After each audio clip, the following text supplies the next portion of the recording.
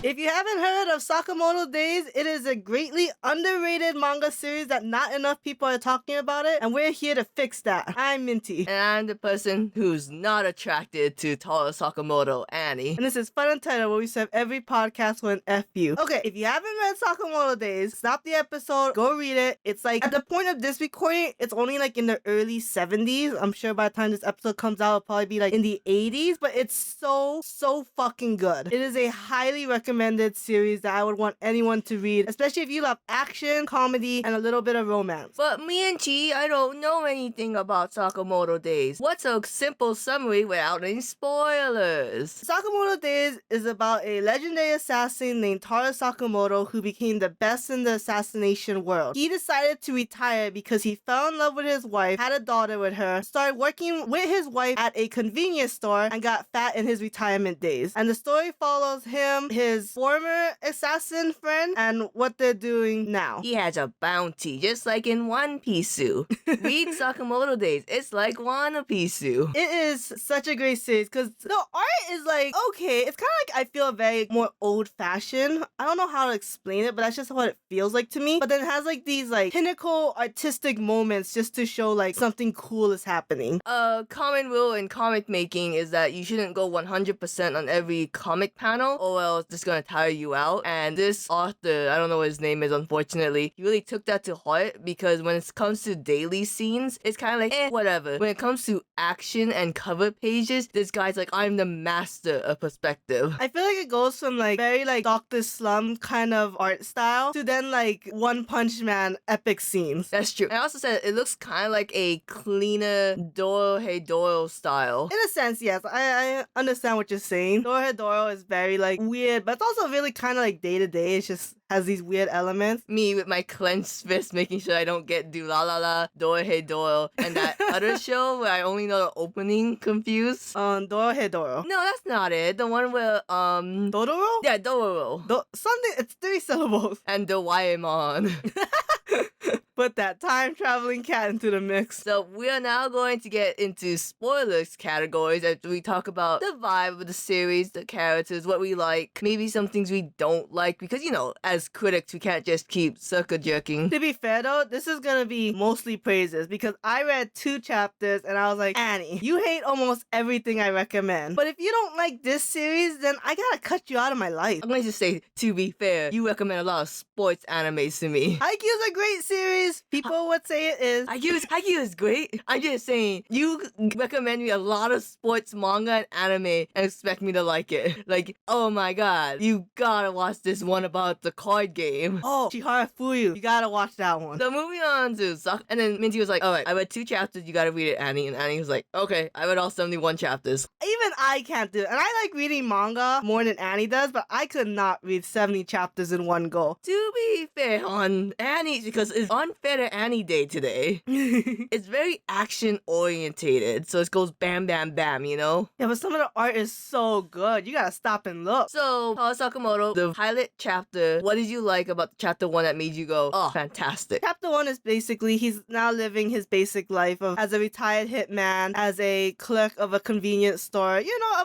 not like the most bustling city. So he's really just eating ramen and reading newspapers. And then his former partner Shin, who's a clairvoyant who can read minds, is like, Sakamoto, I was ordered to kill you, so now you must die. I love that you said he's a clairvoyant that read minds and not a clairvoyant that kills people. Wow. Because we couldn't guess on the clairvoyant part he read minds. You know what? Shut up. You know, it's weird because when I think of clairvoyant, I think of someone who can see the future, which comes up later. So I think, okay, the hitman, that's pretty cool. And then it just goes into like, you know, Shin's got a gun and Sakamoto's just basically using like basic convenience store items to just keep Shin off his back. The scene where he's hiding behind a gridded wall that holds products and he's gonna use a rubber band to like, I feel like a pen cap at Shin. That panel is so drawn so well. And it's just like, and then Shin's like, you know what, Sakamoto, you're right. I looked up to you my entire life. And if you're retiring at the age of 21, which is the age I am now, then I should do that too. And Shin goes back to his boss, says, hey, I can't do it. And Sakamoto's like,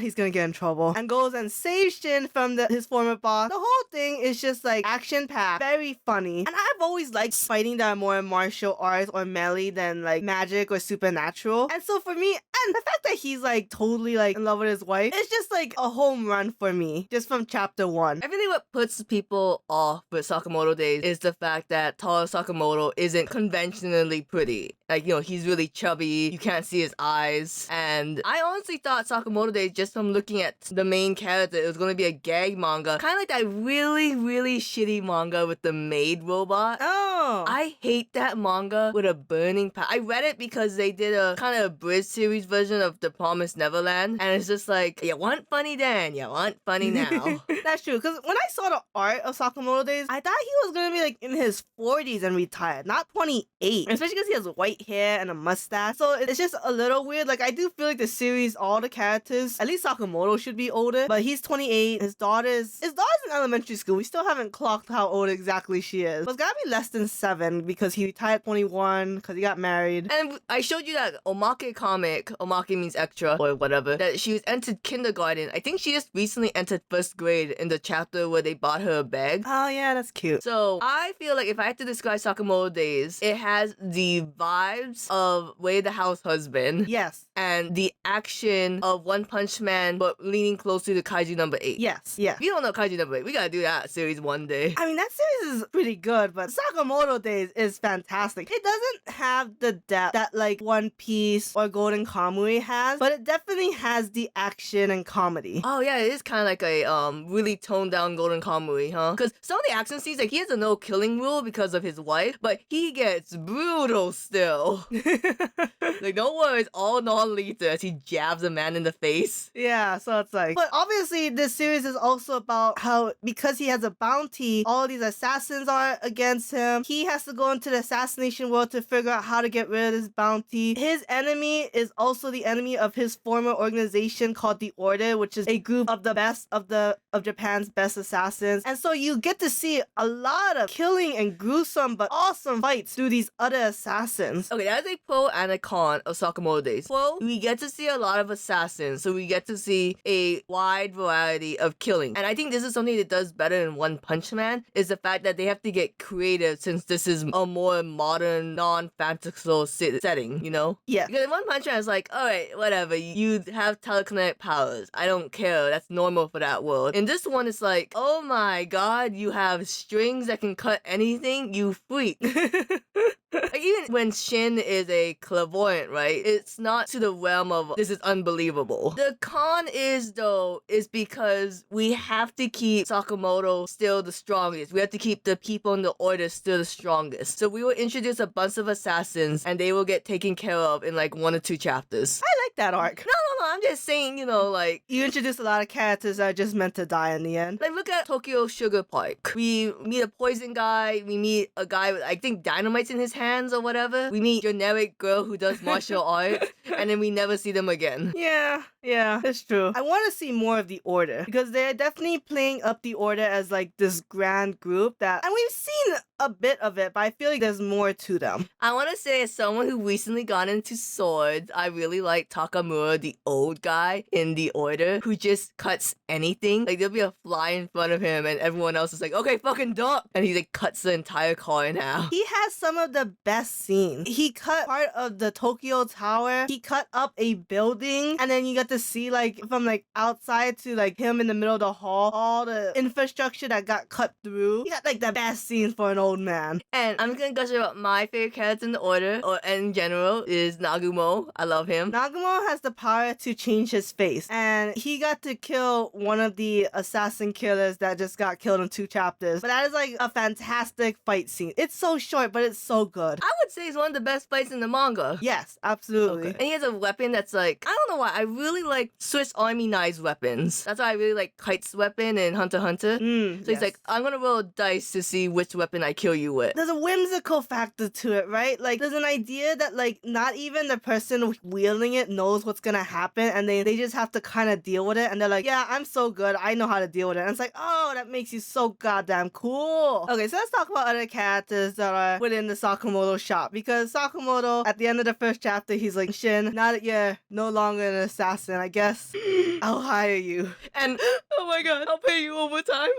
It's so funny. It's one hilarious. panel. I mean, oh he my just god. nonchalantly offered this man's ex-assassin a job, and the hardest thing was paying for overtime. And I fucking love Shin when the fact that like he can read minds, and the old lady comes like, "Oh, I need detergent," and Shin's like, "Here you go, ma'am. Thank you, sport." And it's like, oh my god, that's so cute. I love that one scene where they're like, okay, there's going to be a lot more stronger assassins coming after us. We have to train. And then those Sakamoto and Shin interpreted that as doing the job at the convenience store better.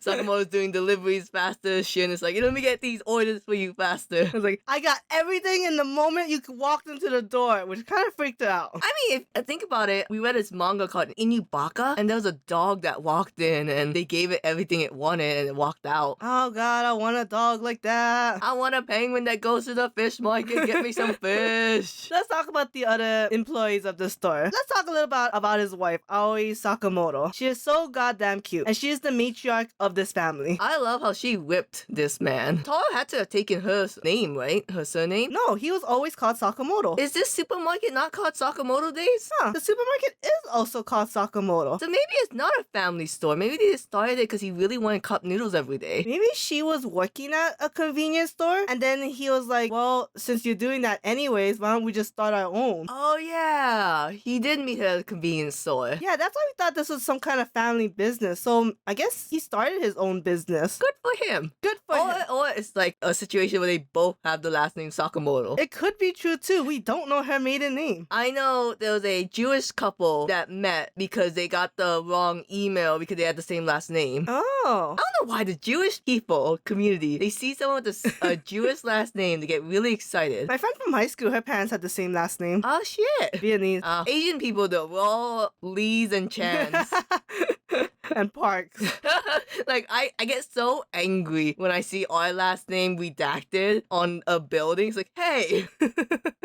Jesus. Anyways, So we gotta talk about the daughter real fast. I want to talk about that one chapter where he almost dies from like old women because he's trying to get a really popular bag for his daughter. his daughter's name is Hana, which means flowers, because when she was born, he thought of flowers, and that's so cute. No offense, that's a very Japanese thing though. Yeah, well, they call babies Aka-chan, which means red, because babies are born red. Like so blood. it's just what you see is what you get. So there's a chapter where she wanted a Sugar, which is a bunny mascot character, bag, and it's super limited. So of course every kid in Japan wants This is the where the house husband vibes I was talking about. Yeah, okay, I gotcha. Yeah, because Sakamoto had to use his legendary assassin skills, not to kill, but to get this bag away from a bunch of people, including two elderly women who beat the shit out of him. And in the end, it backfired. He got the girl the bag, but she got a boyfriend because of that. She got a boyfriend. Sakamoto's gonna kill his non-killing streak over a little boy who likes her bag. What do you think about the daughter looking just like the mom? A little weird, but it's fine, I guess. I mean, I hope in the anime they give her at least like the daughter has Sakamoto eye color. which is what? We know what young Sakamoto looks like. They probably both have brown eyes. They're Japanese. Everyone in this damn manga has black eyes. It pisses me off. It's the One Piece syndrome. Oh, yeah. Where only the girls have color eyes.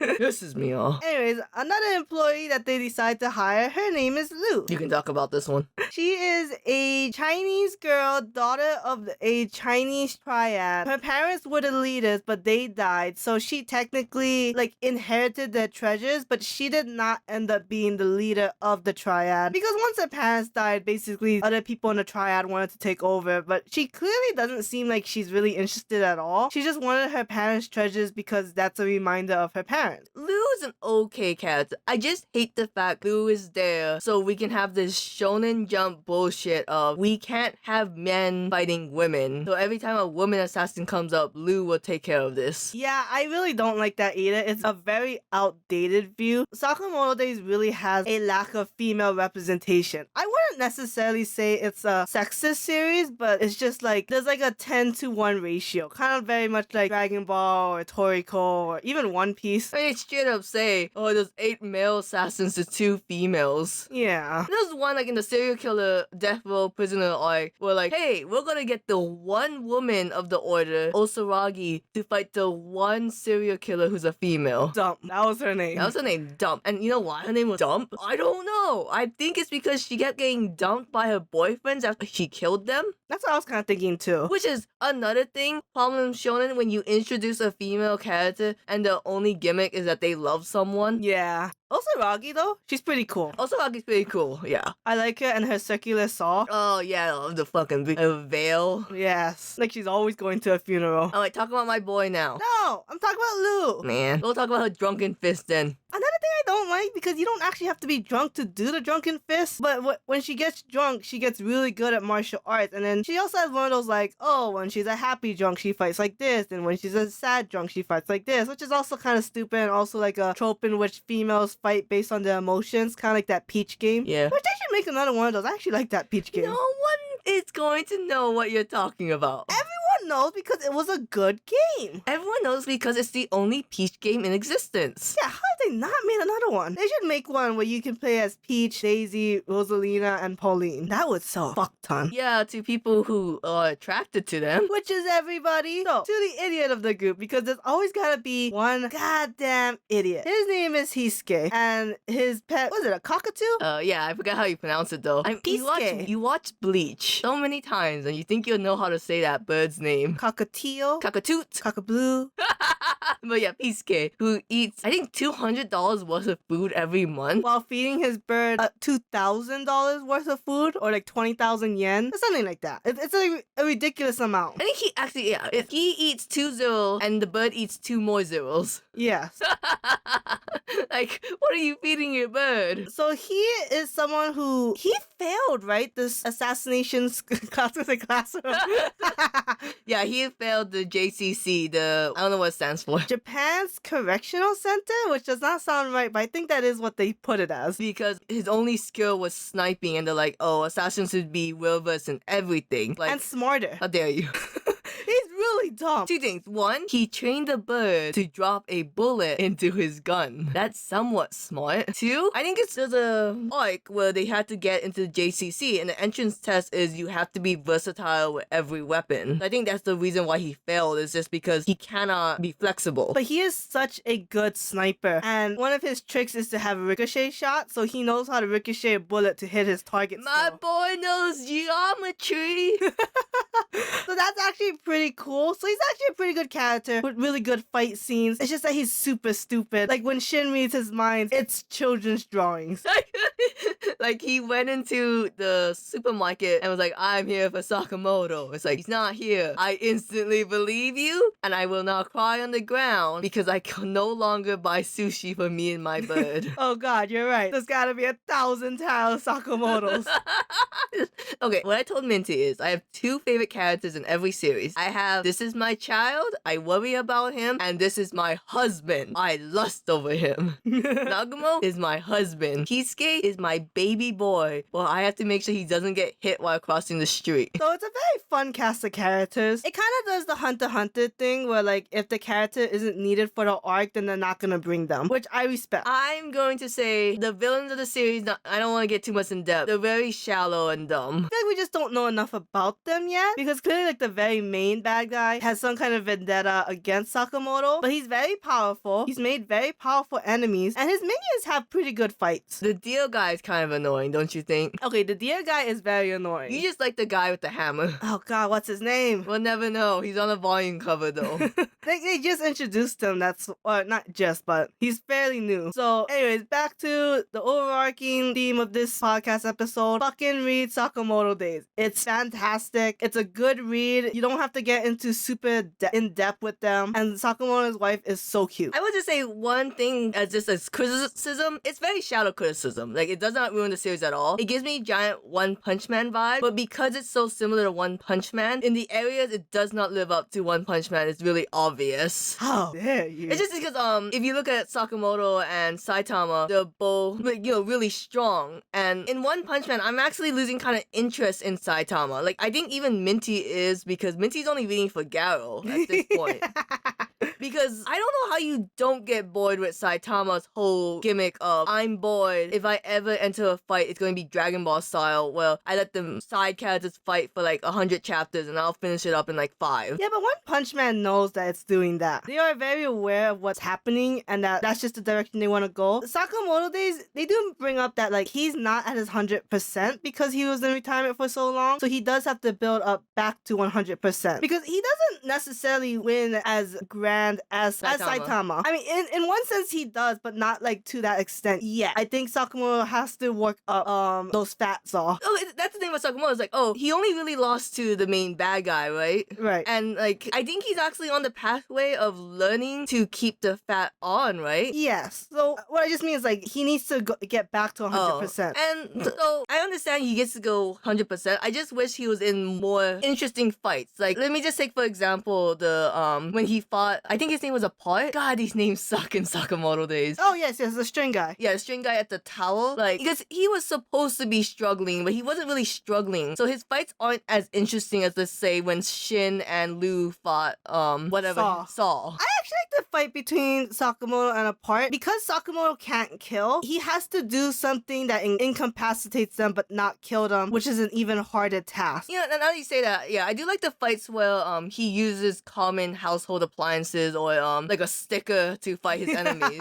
Yeah, that really shows like, you know, like, oh, I'm really great, but I'm just using like the weapons are holding me back a little. He needs better pens. Stop using your daughter's shitty pen. But yeah, like One Punch Man, they both have the organizations, but I feel like One Punch Man organization makes more sense than the JCC or the JAA. No, yeah, that's true. I really like the One Punch Man organization. What are they called? The Heroes Association? Yeah, I think so. I really like them. But yeah, it's just a nitpick. It's not criticizing the thing at all. It's just, I don't think Sakamoto Days is going to be one of those series that's like 70 volumes.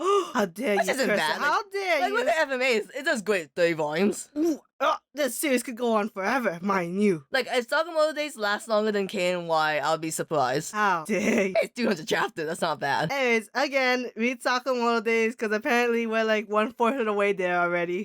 Alright, and thank you for shopping at our quote-unquote family convenience store.